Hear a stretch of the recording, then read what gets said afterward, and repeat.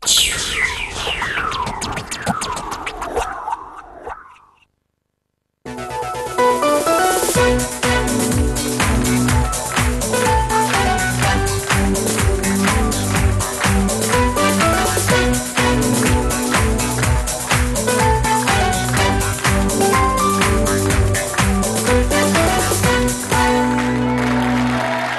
à tous. Aujourd'hui encore, trop de femmes sont victimes de la violence des hommes, qu'elle soit verbale, sexuelle, morale ou physique. Cette violence, nos invités d'aujourd'hui l'ont toutes subie.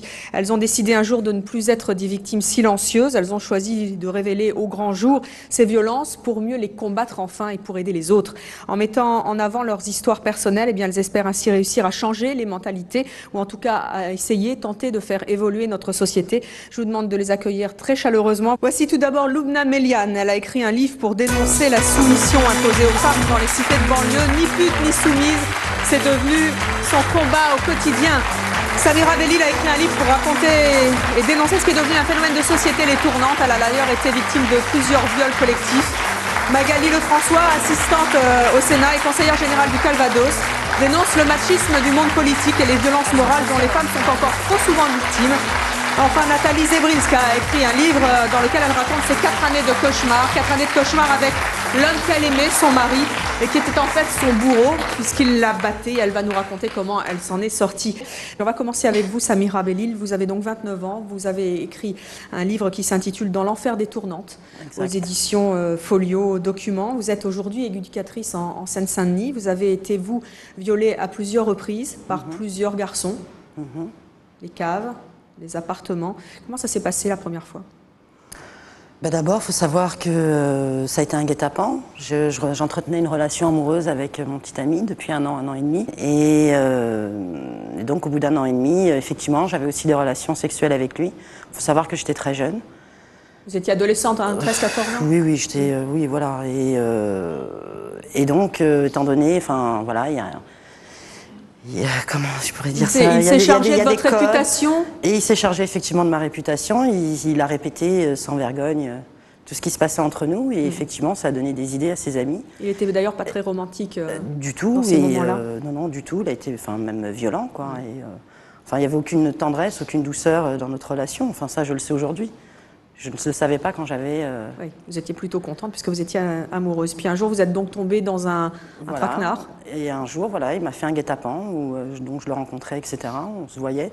Puis au moment de partir pour rentrer chez moi, ses copains m'ont attrapé et se sont mis à me battre, à me frapper violemment pour obtenir mon consentement. Parce qu'il ne faut pas oublier que le consentement, on l'obtient par la violence et pas autrement. Parce que une fois, lors d'un débat, un jeune homme m'a dit « Mais oh, les filles, quand on vous emmène dans la cave, il faut quand même savoir que c'est pas pour aller jouer à cache-cache. » Et je lui ai quand même expliqué au jeune homme que quand on nous emmène dans la cave, c'est pas par la main, c'est par coup de poing et coup de pied, qu'on vous tire les cheveux. Enfin, c'est très violent d'ailleurs dans votre livre, hein, quand vous racontez cette première scène avec ce fameux cas, celui que vous avez dénoncé. Et il y a eu un procès après. Voilà. Il vous tape dans la rue, personne ne fait rien. Non, hein. Et il vous tape vraiment, il vous cogne. Ah oui, non, je suis en sang, je suis bleu de cou, il me traîne. En tout cas, ce sont ses initiales, hein, vous ne donnez pas de prénom, pas de nom. Non, je ne donne pas de prénom, pas de nom, parce que, un peu comme la dame, moi, je n'ai pas eu de procès, donc effectivement, on va dire qu'au niveau de la justice, je ne suis pas reconnue en tant que victime. Pourtant, il y a une plainte qui a été posée, etc. Mais, je voudrais revenir quand même à la première question. Effectivement, ça s'est reproduit à plusieurs reprises, parce qu'il faut savoir que moi, je viens de quartier, et dans les quartiers, on a tendance on nous conditionne, c'est-à-dire à ne pas parler avec les flics, pas parler avec la police. Donc à partir du moment où il m'est arrivé ça, je me suis tue, parce que d'abord, il y a eu des menaces, donc on m'a bien fait comprendre que si j'ouvrais ma bouche, ma famille allait en prendre plein sa gueule, je reprends le terme, l'expression qu'on m'a dite. Et donc le choix a été vite fait, quoi, c'est-à-dire que je me suis tue. Je me suis tue parce que d'un côté... si vous voulez, dans les quartiers, on n'est pas habitué à parler encore aux policiers. Donc, c'est-à-dire que si vous parlez aux policiers, vous passez pour une balance. Donc, si vous allez porter plainte, vous êtes une balance, vous êtes celle qui a porté plainte, qui a mis l'autre en prison, etc. Vous ne passez pas du tout pour une victime. Et de l'autre côté, il y a aussi, qu'est-ce qu'il faut dire aux parents? C'est-à-dire qu'il faut aussi affronter, dire qu'est-ce qui s'est passé. Et tout ça, c'est pas possible. Il faut savoir que moi, dans ma culture et mon éducation... Le sexe, l'amour, tout ça, c'est tabou. C'est des choses dont on ne parle pas. Donc, vous décrivez bien les mécanismes psychologiques qui se sont joués ce jour-là, d'abord dans un appartement, puis après dans une cave. Ce fameux cave vous a traîné dans cet appartement et vous enfermé. Il vous a fait regarder un film porno. Et puis après, tout s'est enchaîné et vous étiez tétanisé, en fait. Bah déjà, K fait 1,95 m, il est hyper grand, c'est une masse musculaire, quoi. Donc, effectivement, il a utilisé de la violence et sa force pour obtenir ce qu'il voulait obtenir de moi, quoi. Puis après, il a appelé les copains. Et puis après, voilà, il y a eu d'autres amis à lui qui sont venus. Combien? Et là, pour la première fois, ils étaient 3. Des gens que je ne connaissais pas. Qu'est-ce que vous avez ressenti, justement, quand, après avoir été victime de cet homme, il a appelé les potes et puis...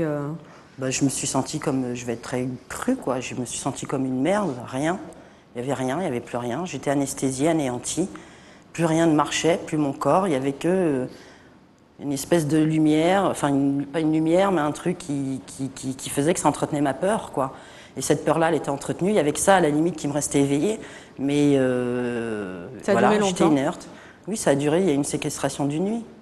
Une nuit. J'ai été séquestrée toute une nuit, ouais. Le matin, comment ça s'est passé quand il vous a relâché? Le matin, alors ça fait bizarre aussi, justement, c'est que...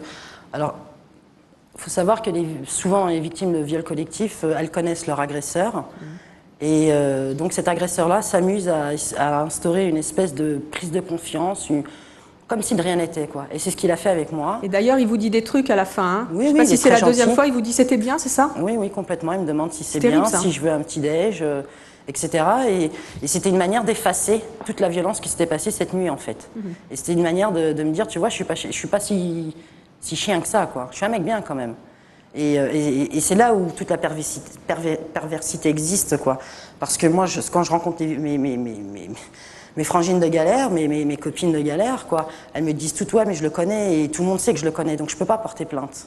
Et c'est comme ça qu'on conditionne justement le silence de ces victimes-là. Donc vous êtes sorti de l'appartement, vous vous êtes retrouvé dehors, vous en avez parlé?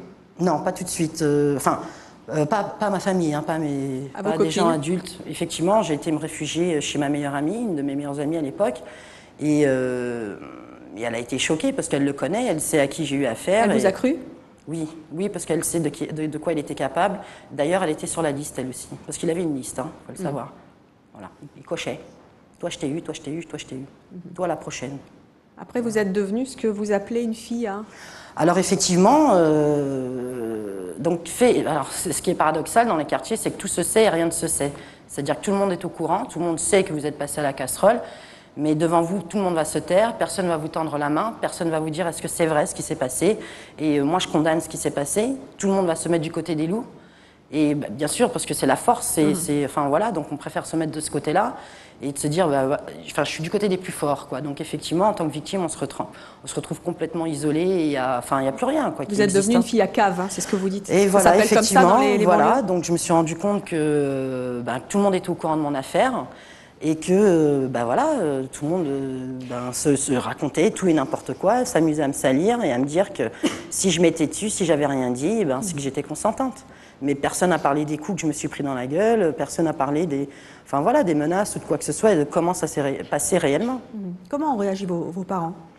Alors, c'est vrai que mes parents n'ont pas réagi de manière très positive au départ. Il faut savoir que, ils m'ont pas aidé du tout, quoi, complètement. Et votre père vous a rejeté? Mon père m'a mis à la rue, complètement. Donc, suite à ça... faut savoir aussi que il vient d'une culture, qu'il vient de coutumes et qu'effectivement, Luna le sait aussi bien que moi, que nous sommes gardiennes de l'honneur et que cet honneur s'appelle la virginité et que si on n'a plus cette virginité-là, on est considéré comme... on est même plus considéré. C'est quand même très paradoxal, vous y étiez pour rien. Ouais, mais il faut l'expliquer, ça. Parce que tout ça, on ne le sait pas et qu'effectivement, mon père n'avait pas non plus forcément les outils pour comprendre tout ça. Et que il a fait avec ce qu'il a pu et c'est vrai. Ça n'empêche pas qu'il m'a pas aimé. Je dis pas qu'il m'a pas aimé. Il m'a mal aimé, il m'a mal soutenu. Oui, ça c'est vrai. Mais je crois qu'aujourd'hui, ce qui est important, c'est ce qu'il y a aujourd'hui. C'est de dire qu'aujourd'hui, il sait qu'il a fait une erreur et aujourd'hui, il est derrière moi et il est avec moi pour le combat, quoi. Et c'est ça qui est important. C'est le résultat d'aujourd'hui qui m'importe, moi. Lubna, je suppose que vous comprenez très très bien. Vous venez d'une cité aussi comme notre première invitée. Quand vous l'entendez dire « j'ai été une fille à cave », si finalement c'était elle l'accusée alors qu'elle avait été violée, ça doit être terrifiant. C'est exactement comme ça que ça se passe, c'est qu'on n'est jamais les victimes, on Mais est c'est des quoi, c'est coupables. un code d'honneur qu'il y a dans les banlieues? C'est pas une question de code d'honneur, c'est que dès qu'il arrive quoi que ce soit à une jeune fille, c'est nous qui en sommes responsables. Responsables parce que qu'est-ce qu'elle avait à faire, pourquoi elle était dehors à telle heure, pourquoi elle n'était pas chez elle, pourquoi elle traînait en ville ou dans le centre commercial du quartier. On n'a pas le droit de sortir. Et donc, s'il nous arrive quoi que ce soit, c'est de notre responsabilité et c'est nous qui sommes coupables. C'est comme ça tous les jours. Vous avez donc été violée collectivement une première fois, puis ça a recommencé. Oui, complètement. Et là, qu'est-ce qui s'est passé? Mais c'est ça, toute la difficulté du problème. C'était le même type en plus, hein. C'était le fameux oui, cas. c'est le même type, bien sûr. Avec d'autres? Non, là, il a été tout seul. Tout seul? Il était tout seul, ouais. Ce qui est terrifiant, justement, pourquoi le silence? Pourquoi ce silence? Pourquoi je me tais? Parce que d'un côté, je vous le dis, il y a des menaces, et que ces menaces-là sont terrifiantes, et que moi, je ne m'appelle pas Goldorak, et que je ne vais pas me battre contre toute la cité, quoi. Et que d'un autre côté, il y a aussi ma famille. Et voilà. Et puis il y a aussi, je vais être très claire, quoi, il y a aussi la dimension justice. C'est-à-dire qu'à un moment donné, lorsque j'ai porté plainte, et que j'ai vu tout ce que je me prenais après au quotidien dans la gueule, parce que c'est même pas dans la figure, c'est dans la gueule, c'est-à-dire que je me prenais des crachats, des insultes, des coups de poing, je ne savais même pas pourquoi je me prenais une droite dans la rue, parce que lui, il est copain de machin, alors bim, je t'en mets une parce que t'as porté plainte. Donc c'est un petit peu ça, quoi. Et par rapport à ça, moi, je me sentais prisonnière. Prisonnière parce que je savais que si là, je parle, il m'arrive ça, si là, je dis ça, il m'arrive ça. Et je vais donc effectivement, j'ai été vers la justice et la justice, ils m'ont pas protégée, quoi, parce que moi, même si j'ai porté plainte, le lendemain, ça m'a pas empêché de me prendre des coups. On reviendra avec vous, Loubna, sur cette espèce de chape de plomb qu'il y a sur les cités. En même temps, on ne va pas en parler. Il y a des tournantes. Moi, quand j'ai lu votre livre, je me suis dit, mais c'est pas possible, c'est des sauvages, quoi. Parce que c'est terrifiant ce qui se passe. Et c'est peut-être pas très politiquement correct de dire aussi, justement, qu'il y a des tournantes, qu'il y a des types qui usent de leurs droits et qu'en même temps, ils vont dire, si tu touches à ma petite sœur, je vais te casser la figure, finalement. C'est très, très paradoxal, tout ça. Bien sûr, mais tout est pernicieux, parce qu'à partir du moment... J'aurais eu un grand frère, il ne me serait pas arrivé ce qui m'est arrivé, c'est que j'ai pas de grand frère déjà à la base, et je fais pas non plus partie du prototype type de la banlieue. Moi, ma mère, elle n'est pas tatouée, elle n'est pas ridée, elle travaille, elle a d'allure européenne. Donc ça aussi, c'est des choses... on a une image, quoi, type de la femme maghrébine, et ma mère, c'est pas ça, et moi non plus, c'est pas ça, quoi.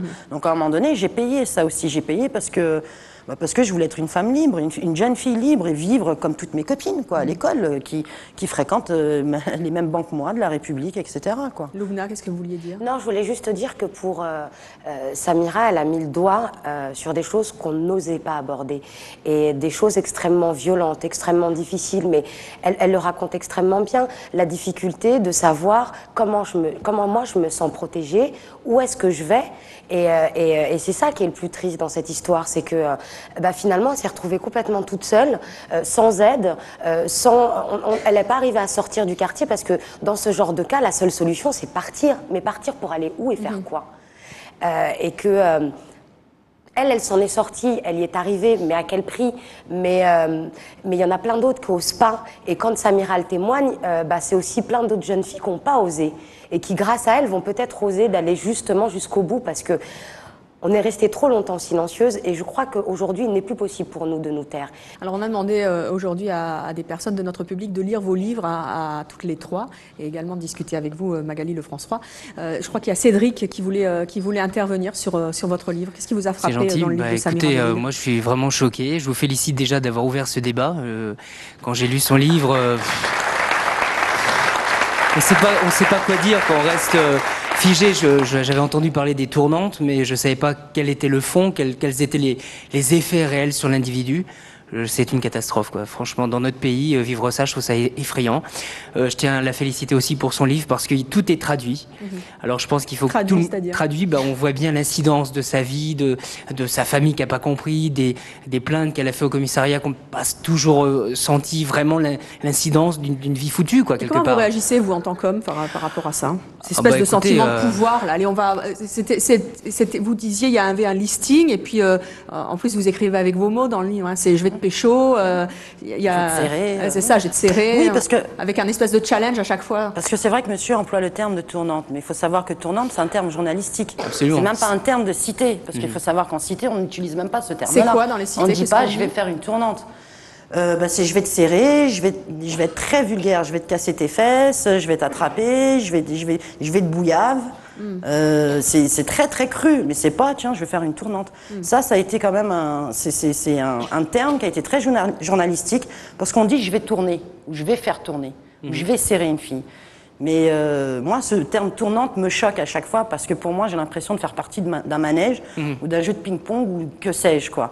Et il me semble qu'aujourd'hui, le terme, c'est viol en réunion ou viol collectif. Il n'y a pas d'autre terme. Et c'est ça le terme en plus juridique de toute manière. Alors, mais je ne fais pas de reproche. Non, mais je suis bien à vous, d'accord. Mais moi, je l'ai vu que par les médias jusqu'à présent, jusqu'à ce livre. Donc j'espère qu'il sera beaucoup lu, surtout pour les jeunes filles qui sont ici surtout les jeunes je crois hommes. qu'il faut surtout que tout le monde en parle parce que c'est pas. Il faut arrêter aussi de laisser faire dans ce pays, quoi. Il faut vraiment que vous les femmes vous en sortiez quand même parce que c'est pas possible, quoi. Et ça, c'est aussi grâce à la justice. Il y a eu un procès. Il a été condamné car. Effectivement, il y a eu un procès auquel je n'ai pas participé parce que mon avocate qui s'occupait de mon dossier est partie au ski. Voilà. Donc pour un dossier d'assises, c'est très professionnel, on va dire. Donc elle est partie au ski, elle a envoyé un petit stagiaire qui n'était pas du tout au courant du dossier, qui avait un dossier vide, et il est venu plaider, et il a plaidé un franc symbolique de dommages et intérêts. Alors aujourd'hui, je ne crois pas qu'on puisse se construire avec un... Vous savez, comme je disais... Il a été condamné Oui, il a été condamné à 8 ans de réclusion, et les autres à 3 ans et avec du sursis, parce qu'il travaillait. Il faut le savoir, parce que ça aussi, c'est des arrangements qu'il faut savoir. Quand on a un travail... on va dire que la justice est beaucoup plus clémente. L'autre a fait 8 ans, il en a fait 6 sur les 8 ans. J'ai tendance quand même à dire que j'en ai fait 15, moi, 15 pour m'en sortir. Alors moi, pas de travail, pas d'école, parce que tout ça m'est interdit, je ne suis plus apte, je n'ai plus la possibilité de comprendre, je n'ai plus, enfin voilà, il n'y a plus rien. Plus de vie sociale, plus rien. Le seul truc, c'est de devenir un animal sauvage, c'est ce que je suis devenu.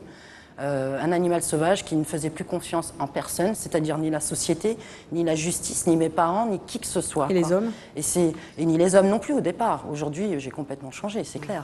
Mais ce que je voulais aussi surtout dire aujourd'hui, qu'est-ce qu'on fait pour les victimes ? Je ne parle pas simplement des victimes de viols collectifs, je parle aussi des victimes de n'importe quel que soit, raquette, agression, violence conjugale, etc. Il y a de nombreuses victimes que je vois au tribunal qui en ressortent pas contents du tout de la justice. Et je crois qu'il y a vraiment un vide juridique en ce qui concerne les victimes, la reconnaissance des victimes, quelles qu'elles soient, quoi. Aujourd'hui, il est réellement temps de mettre en place d'abord des dispositifs psychologiques pour pouvoir les accompagner. Il y a quelque chose qui est très important, c'est quand elles vont au procès, par exemple, ces filles-là, elles ne sont pas du tout préparées pour aller au procès. C'est terrifiant, quoi. De toute manière, la justice fait peur encore plus dans déjà, elle fait peur, mais quand même qu'elle fasse aussi un effort de comment on accueille ces victimes-là, parce qu'à un moment donné, c'est plus possible. On ne peut pas continuer à endurer ce genre de choses, quoi. C'est clair.